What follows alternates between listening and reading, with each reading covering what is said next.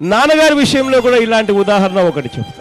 నాన్నగారు చిన్నప్పుడు తాను వెంకటప్ప మాస్టర్ అని చెప్పి ఒక మాస్టర్ గారి ఇంట్లో నాన్నగారు చదువులు చదివారు. వెంకటప్ప మాస్టారు వడ్డెర కులస్తుడు, అంటే బీసీ కులస్తుడు, వడ్డెర కులస్తుడు. వెంకటప్ప మాస్టర్ ఇంట్లోనే నాన్నగారు దాదాపుగా 2-3 సంవత్సరాలు అదే మాస్టర్ ఇంట్లోనే ఉండి ఆ మాస్టర్ చదువులు చెప్తే చదువుకున్నాడు నాన్నగారు. ఆ తర్వాత నాన్నగారు ఆ వెంకటప్ప మాస్టర్ ను మర్చిపోలేదు. ఇవాళకి 12 సంవత్సరాలు 11 సంవత్సరాలు దాటిపోయింది. అదే మాస్టర్ వెంకటప్ప మాస్టర్ పేరుతో పులివెందుల్లో ఇవాళ వైఎస్ఆర్ ఫౌండేషన్ ఆధ్వర్యంలో వెంకటప్ప మెమోరియల్ అని చెప్పి ఒక స్కూల్ పెట్టి ఆ మాస్టర్ పేరుతోనే స్కూల్ నడుపుతా ఉన్నాం. ఆ స్కూల్లో ఇంగ్లీష్ మీడియం చదువులు చెప్తారు, పిల్లలకి అందరికీ ఫ్రీగా చదువులు చెప్తాం. యూనిఫాముల దగ్గర నుంచి ప్రతిదీ కూడా ప్రతి పిల్లాడికి ఫ్రీగా ఇస్తాం. దాదాపుగా 2500 మంది పిల్లలకు అదే స్కూల్లో వెంకటప్ప మెమోరియల్ స్కూల్లో ఇవాళ పులివెందుల్లో చదువులు అబ్బుతా ఉన్నాయి, ఇంగ్లీష్ మీడియం చదువులు. ఇవాళ పులివెందుల మొత్తం నియోజకవర్గంలో కూడా హైయెస్ట్ 10th క్లాస్ పాస్ ఎక్కడ జరిగింది అని అంటే, ఎక్కడయ్యారు అని అంటే అది వెంకటప్ప మెమోరియల్ స్కూల్స్ లోనే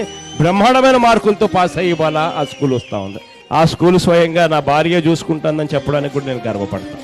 నాన్నగారికి చంద్రబాబు నాయుడు గారికి తేడా అది.